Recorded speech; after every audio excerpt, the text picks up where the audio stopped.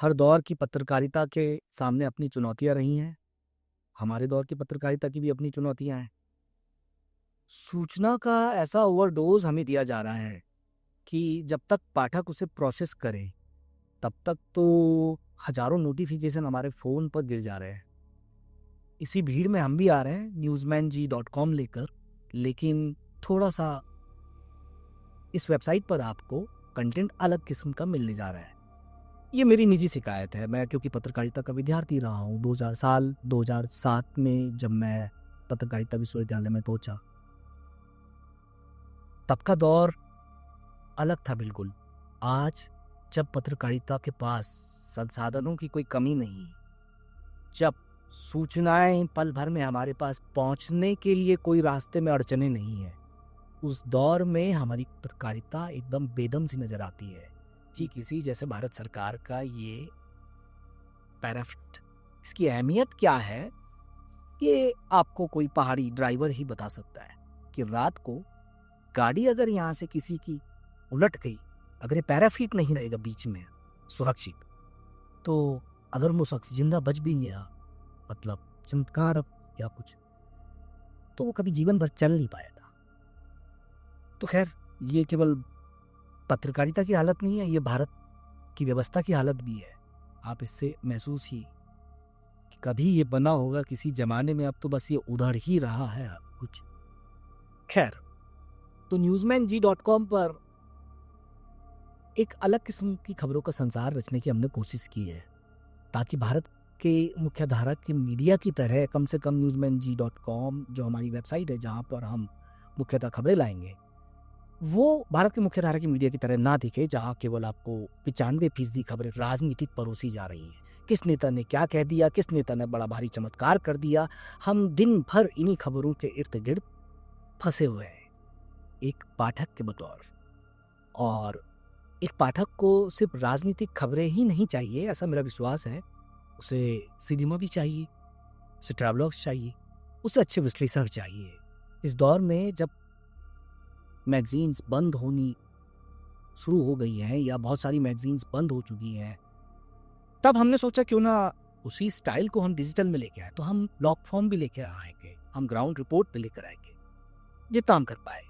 इस बीच कई लोग ऐसे भी थे जिनसे हिंदुस्तान की पत्रकारिता कुछ और मांग रही थी शायद इस दौर में, लेकिन उन्होंने एजेंडे पर चलना चुना अपना। सबके अपने अपने जीवन के बिजी एजेंडे भी दिखते हैं, और जरूरी नहीं कि हर किसी को इस बात से फर्क पड़ता हो कि लाखों विद्यार्थी पत्रकारिता दे जो इस वक्त विश्वविद्यालयों में है, वो क्या प्रेरणा ले रहे होंगे कि कल उन्हें जीवन में क्या करना है। मतलब उन्हें किसी नेता का बीआर एजेंट बन जाना है, या फिर उन्हें जनता की आवाज बने रहना है, जो इस पैसे की डिमांड थी, जो इस पैसे की नैतिकता थी, वो कहीं नजर नहीं आती है।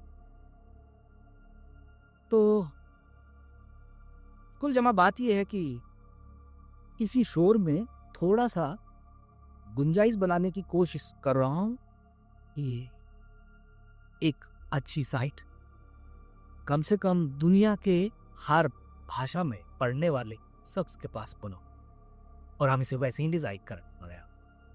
जैसे जैसे आप हमारे हाथों को मजबूत करते जाएंगे, हम इसे संस्थान में तब्दील कर देंगे, हम इसे एकेडमी बना देंगे, और हमारे पास बहुत बेहतरीन पढ़ाने के लिए प्रोफेसर पहले से मौजूद हैं।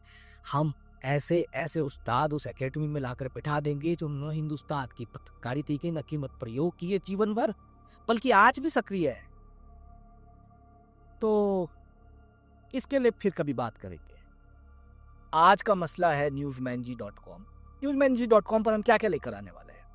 हम लेके आएंगे इंटरव्यूज साइंटिस्ट के, हम लेके आएंगे इंटरव्यूज उन नौजवानों के जो राजनीति में आ रहे हैं, और शायद अगर हमारी ताकत इतनी रही कि हम यहाँ से जाकर और किसी दूसरे शहर या तीसरे शहर या पांचवें शहर या हिंदुस्तान के किसी भी कोने में जाकर कोई रिपोर्ट आपके लिए ला सके, तो वो भी ले आया गरीब के। हम यही कर सकते हैं क्योंकि हम पत्रकारिता के पवित्र पेशे से बंधे हुए लोग हैं। ये केवल हमारे लिए रोजी रोटी भर का मसला नहीं है। हमारी नींदें सिर्फ इस सवाल पर उड़ जाती हैं कि आज तो फलाने नेताजी ने ये काम कर दिया और इससे तो इतना नुकसान हो गया समाज का। तो हमारी चिंताएं अलग किस्म की होती है, हमारे दिमाग अलग ढंग से गढ़े जाते हैं और ये सब तय करते हैं हमें इस यात्रा के दौरान मिलने वाले उस्ताद। आप किन उस्तादों के साथ काम कर रहे हैं? यूनिवर्सिटी में आपको कौन उस्ताद ने जिन्होंने आपके नजरिए को गढ़ने में आपका सहयोग किया? मेरे जीवन में ऐसे तमाम कई सारे उस्ताद आते गए, आते रहे, आगे रहते रहे। उस्तादों से जीवन गुलजार रहे, यही जीवन की सबसे बड़ी कामना मैं तो अपने लिए करता हूँ। कम से कम धरती पर लोग अलग अलग कामना लेके डोल रहे हैं, इतनी बड़ी धरती है, इतने सारे दिमाग हैं, इतने सारे मिजाज हैं, तो सबका अपना अपना है। ठीक है, मेरा सवाल सिर्फ पत्रकारिता को लेकर है। क्या हमारे दौर की पत्रकारिता क्या डिजर्व करती है आज की डेट में? सवाल तो बहुत सारे हैं, सवालों की तो एक पूरी फेहरिस्त तैयार है जो टुकड़ों में आती रहेगी newsmanji.com पर। और मैं उन तमाम साथियों का भी शुक्रगुजार हूँ। रेखा है, निधि है, और इसमें पवन भाई ने लिखा है, इसमें बहुत सारे तमाम हमारे ऑथर हैं। केशव भाई ट्रैवलॉग लिखते हैं, उनकी हिमालय की दुनिया आप एक बार उसमें दाखिल होकर देखिए। अलका कौशिक हैं। तो ऐसे बहुत सारे तमाम लोग हैं जिन्होंने इस साइट को गढ़ने में अपना सहयोग दिया है। सबसे बड़ी बात केवल ये नहीं थी कि मेरे ही जीवन में भूचाल आया हुआ था और ये साइट 2 साल लेट हो गई। नहीं, जो इस साइट को डेवलप करते हैं, जो इसको डिज़ाइन करते हैं, जो मेरे आइडियाज़ पे काम करते हैं, उनमें कोड लगाते हैं, इसे पूरा सजा सवार कर फिट रखते हैं, बग फ्री रखते हैं, उस आदमी के जीवन में भी तूफान आ गया। उसी वक्त पे उसके जीवन में अलग किस्म की चुनौती आ गई और धीरे धीरे टलते टलते हम आज 18 जुलाई के करीब पहुंच गए कि भाई अब हम थोड़ा तैयार हैं, इसको अब लाइव कर देते हैं। कब तक हम रोके रखेंगे? इसमें दुनिया भर के आर्टिस्ट के इंटरव्यू हम लेकर आ रहे हैं। तुर्की, ईरान, यूक्रेन, रसिया, फेरिस्त बहुत लंबी है। तो इन इंटरव्यूज़ को किए हुए भी वक्त हो गया है। आर्टिस्ट इंतज़ार करता है कि यार मेरी कोई बातचीत हुई थी किसी पब्लिकेशन को और अभी तक वो बाहर ही नहीं आया। हमारे भी तो अपनी चुनौतियाँ हैं, हमारे अपने संकट हैं और उन्हें प्रोसेस करने के लिए उनको पढ़ना, उन्हें वापस से ठीक करना और पाठकों के सामने लेकर आना, ये अपने आप में एक बड़ा चुनौतीपूर्ण काम भी है। खैर, ये हमारी जिम्मेदारी है। हम पूरी कोशिश करेंगे कि आप तक जो भी हमारे डेस्क से जो भी खबरें आए या जो भी सूचनाएं आती हैं वो कम से कम तथ्यों से सजी हुई रहें, जो हमारा मूल काम है, तथ्यों का हार पहना देना। आपके कहीं बात से ये तय नहीं होता कि दुनिया कितनी रंगीन है। दुनिया रंगीन है, इसके भी आपको तथ्य तो पेश करने ही पड़ेंगे, वरना तो आप कहते रहिए, क्या फर्क पड़ता है। तो जो पर्दे के पीछे से इसे संभाल रहे हैं, विपिन कमाल के डेवलपर हैं। वही न्यूज़मैन जी की रीड है असल में। मैं तो केवल लिख देता हूँ या अपने दोस्तों से मंगा लेता हूँ लिखा हुआ, या हम उसमें सूचनाएं उड़ेलते रहते हैं, एक किस्म से कहे। लेकिन विपिन जी उसे पूरी तरीके से मैनेज करते हैं, देखते हैं, संभालते हैं। इस बार एक जो दिलचस्प बात हुई है जिसका मैं जिक्र कर रहा था, वो है हमारा लोगो। ये लोगो ईरान से युद्ध के बीच डिज़ाइन होकर भेजा गया है, सिर्फ इस उम्मीद में कि हम भारत में फ्री प्रेस की परिभाषा पर खरे उतर पाएंगे। हम शुक्रगुजार हैं फातिमा अमीनी का, जिन्होंने हमारे लिए ये खूबसूरत लोगो डिज़ाइन किया। आप उनको थोड़ी देर सुनिए। उन्होंने अपना संदेश भेजा है हिंदुस्तान के और दुनिया भर के पाठकों के लिए। سلام، من فاطمه امینی هستم، طراح گرافیک ایرانی و همینطور طراح لوگو نیوزمندی. وقتی که برای اولین بار داستان نیوزمندی رو شنیدم، چیزی که بیشتر از همه نظر من رو جلب کرد رسانه نبود، بلکه آدم‌ها و ایده‌هایی بود که پشت اون قرار داشت. بعضی از پروژه‌ها با یک داستان وارد زندگی ما میشن و نیوزمندی برای من یکی از اون پروژه ها بود و به همین دلیل انتخاب کردم که وارد این مسیر بشم و بی نهایت از این انتخاب خوشحالم. در نهایت به ایده دو گوزن قرینه روبروی همدیگه منتهی شد که دو موجود آزاد روبروی همدیگه هستند، نه برای رقابت بلکه برای دیدن، شنیدن و فهمیدن یکدیگر. امیدوارم که این نشان بتواند روح نیوزمندی رو نمایان کند. ممنونم. तो आप थी फातिमा अमीनी जिन्होंने हमारा लोगो डिज़ाइन किया है। फातिमा ईरान की रहने वाली हैं और इस वक्त उनका मुल्क युद्ध में डूबा हुआ है। वहाँ पर इंटरनेट की सेवाएं कभी भी काट दी जा रही हैं। इतनी चुनौतियों के बावजूद उन्होंने समय निकाल कर हमारे लोगों को डिज़ाइन किया, इसके लिए हम उनके शुक्रगुजार हैं। मेरे पास आपको सुनाने के लिए एक और संदेश है। ये संदेश है बब्बन सिंह साहब का।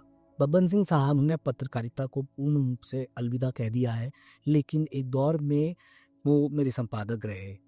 उन्होंने मुझे न केवल न्यूज़ रूम की बारीकियों से रूबरू करवाया, बल्कि तकनीक के मामले में भी पूरा एक डिजिटल वेबसाइट राजस्थान पत्रिका थी MP एडिशन की जिम्मेदारी मुझे उस उम्र में सौंप दी थी जब मैं कह सकता हूँ कि मैं बहुत चुकता था जिम्मेदारी को निभाने के लिए। लेकिन उन्होंने मुझ पर भरोसा जताया। तब मेरी उम्र केवल 27 साल थी। Yes, that time I was just 27 year old. तो उनका संदेश आप सुनिए।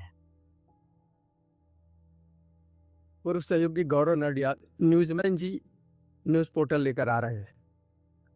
इस टीम को ढेर सारी बधाई, शुभकामनाएं। मित्रों, गौरव की ऊर्जा अनुभव को देखते हुए कह सकता हूँ कि ये जो पोर्टल है, इस पर न्यूज़ और व्यूज़ का एक अद्भुत संगम आपको देखने को मिलेगा। स्वयं गौरव की जो रिपोर्टिंग स्किल है, उस आधार पर रिपोर्टिंग में हाल के दिनों में जो कमतरी देखने को मिली है, उम्मीद है इस कमतरी को दूर करने में गौरव और टीम कामयाब रहेगी। और जो गौरव का स्वयं संस्कृति का अनुभव है, संस्कृति के विभिन्न आयामों की जो समझ है, उस आधार पर उम्मीद है कि इस साइट पर हमें संस्कृति की विभिन्न आयामों के अलग अलग पहलू पर खबरें और विचार देखने और सुनने को मिलेंगे। इस टीम को फिर से बधाई और शुभकामनाएं। पौड़ी शहर का प्रेस परिसर जो है वो मेरी एकेडमी भी बना। विश्वविद्यालय के दिनों के दौरान ही मैं वहाँ पर आकर अखबारों के लिए लिखने लगा।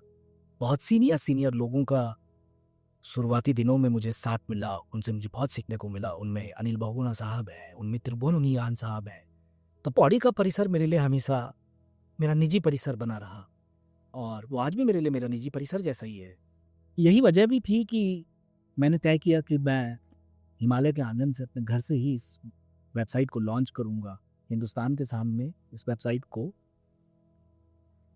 हिमालय के आंगन से ही लाना चाहूँगा।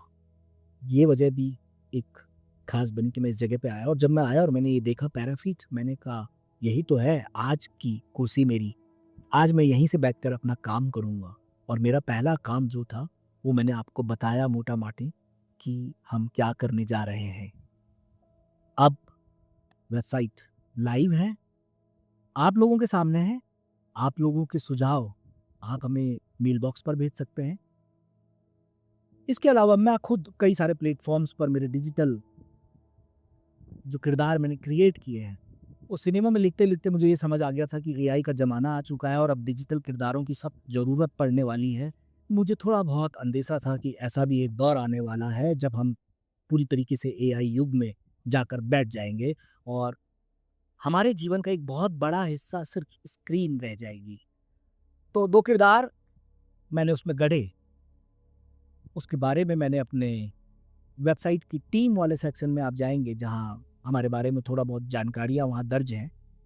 उसमें भी विस्तार से लिखा है कि आखिर ये 2 किरदार क्या हैं। पापा सर लंपटा बासु जो डिजिटल म्यूजिक क्रिएट करता है, वो किरदार खाली, और उसके गानों में सियासत की बातें होती हैं, मोहब्बत की बातों के बीच वो सरकार की लाचारगी पर बातें करता है। जिस भी मुल्क का वो गाना जिस भी मुल्क में वो अपने गाने के साथ अपने मुद्दों के साथ जाना चाहता है वहाँ चला जाता है। तो ये इस किस्म का एक डिजिटल कैरेक्टर है। दूसरा कैरेक्टर है पापा बासु, जिसके हैंडल मैं ही चलाता हूँ, और उस हैंडल से मतलब उस वो एक एकदम एग्रेसिव किस्म का किरदार है। उससे आप जिस भाषा में बात करेंगे वो उस भाषा में आपको जवाब देगा। एक किस्म से आप देखें तो वो विद्रोही किस्म का किरदार है वो। तो धरती पे ऐसे मैंने कई सारे किरदार बनाए हैं, धीरे धीरे वो आते रहेंगे। बतौर लेखक ये मेरा एक शौक है, किरदारों को रचना अलग अलग। वैसे भी शेक्सपियर साहब ने कहा था कि नाम में क्या रखा है। मैंने इस बात को थोड़ा गंभीरता से ले लिया है। आज का दिन मेरे जीवन के कुछ एक ऐसे दिनों में से एक है जिसे मैं कभी नहीं भूल सकता जीवन भर। आज ही के दिन इकलौती प्रेमिका यानी कि शीतल तिवारी हम सबको छोड़कर, मुझे और बहुत सारे और लोगों के छोड़कर अस्पताल की यात्रा पर निकली थी। 18 जुलाई, ये बड़ी भयानक तिथि है मेरे जीवन की। तो ये वेबसाइट 2 साल पहले आने वाली थी। मैं और शीतल इसे 2 साल पहले लेकर आने वाले थे, लेकिन बीच में परिस्थितियों को कुछ और ही मंजूर था। प्रकृति अपने ढंग से भी जीवन को डिज़ाइन करती है, हम केवल उससे सीख नहीं सकते। हमारे पास और कुछ है नहीं बहुत ज़्यादा, खासकर हिंदुस्तान जैसे मुल्क में। आप इसके अस्पतालों का चक्कर लगाइए, वहाँ आपको हजारों में लोग ऐसे ही परेशान मिलेंगे। वो क्यों परेशान है समझ ही नहीं आ रहा, वो सालों से परेशान है। व्यवस्था की हालत आप देख लीजिए। आपकी व्यवस्था के किस्से तो दुनिया भर में मशहूर हो रहे हैं। आपकी सरकारें, आपकी चुनी हुई सरकारें आंकड़ेबाजी की जादूगरी में मशगूल है। आंकड़े भी ऐसे जिनके मतलब तथ्यों की खुद सरकार पुष्टि न कर पाए। अगर उन्हें खुद पकड़ के ले जाया जाए कि चलिए सरकार बहादुर, आपके कागजों में जो आंकड़े हैं जरा इसकी पुष्टि धरातल पर तो कीजिए, तो धरातल पे ये उधड़ा हुआ पैराफीक मिलेगा। यही हिंदुस्तान है, यही व्यवस्था है, और यही मेरा स्टूडियो भी है खुला। कोई बंद कमरों में जाकर पत्रकारिता नहीं होती। वहाँ बैठकर हम डेस्क पे काम निपटाते हैं, वहाँ बैठकर ट्रैवलॉग संवारते हैं, वहाँ बैठकर कुछ और काम करते हैं। लेकिन सूचनाएं लेने के लिए तो ज़मीन पर जाना पड़ेगा, स्टूडियो से निकलकर। हमने अपने आसपास पत्रकारों को कई किस्म के तमगों से सजा संवार कर न केवल टीवी पर बिठाया हुआ है, बल्कि हम लगातार एक खास किस्म की सूचनाओं के आदी से हो गए। हमारे अखबार, हमारे टीवी 95% आप देखेंगे तो पॉलिटिकल खबरों ने उन्हें घेरा हुआ है।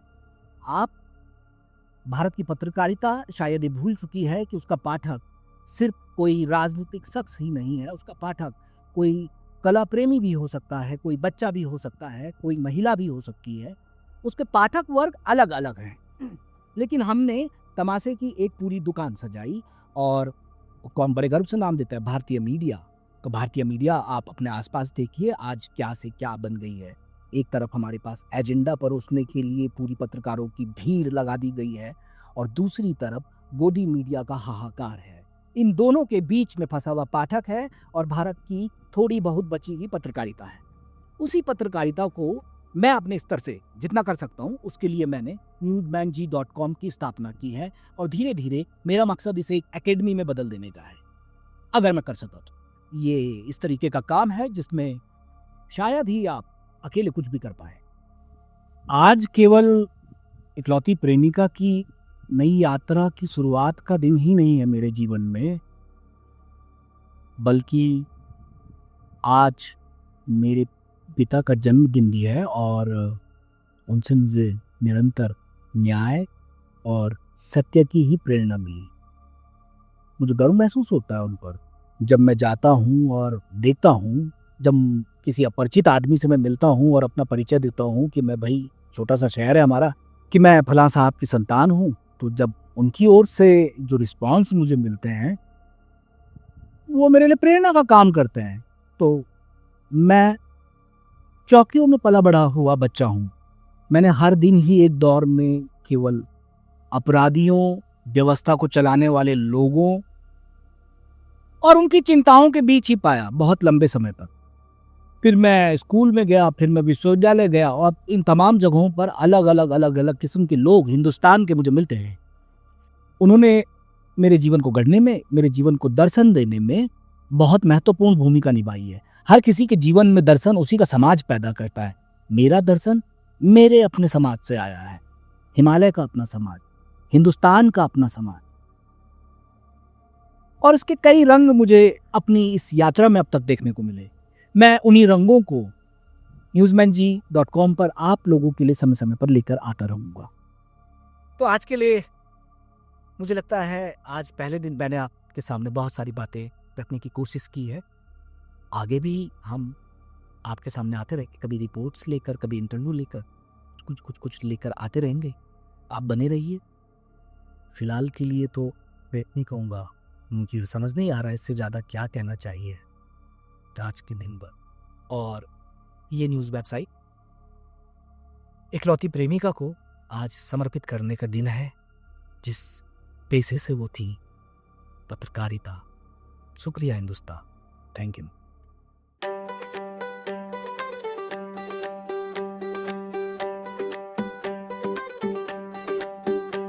5 रुपया में महीना भर,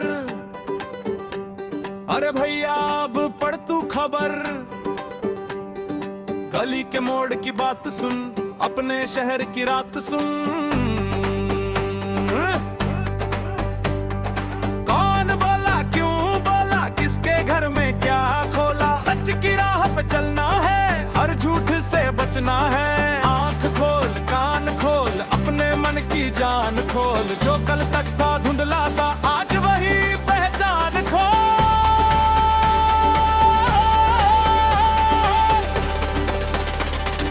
न्यूज़मैन जी, जनता की आवाज यही।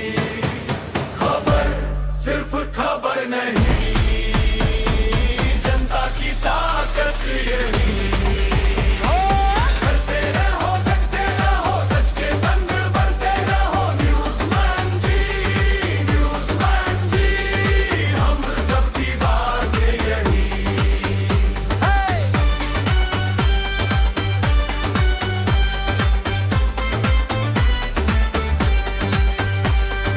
बस्ती की अर्जी सुनता, खेत की चिंता गिनता। पानी दाम इलाज की बात, हर घर का दुख, हर घर का सार। ओ शोर बहुत है, बोल बहुत, पर सच की अपनी चाल बहुत। जुमले नहीं ज़मीं की बात, सीधा दिल से सीधी बात। जो समझे वही आगे, जो जागे वही बाजे। खबर से बनती है राह, साथ चले तो जीते हम।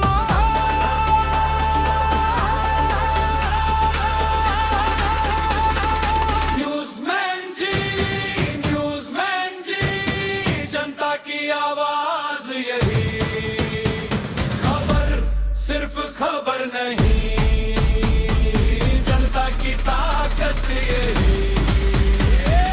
चलते रहो, जगते रहो, सच के संग बढ़ते रहो। न्यूज़मैन जी, हम सबकी बात यही।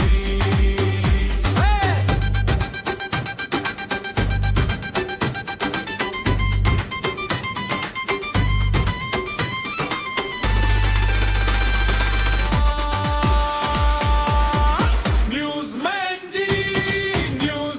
जी, जनता की आवाज यही। खबर सिर्फ खबर नहीं,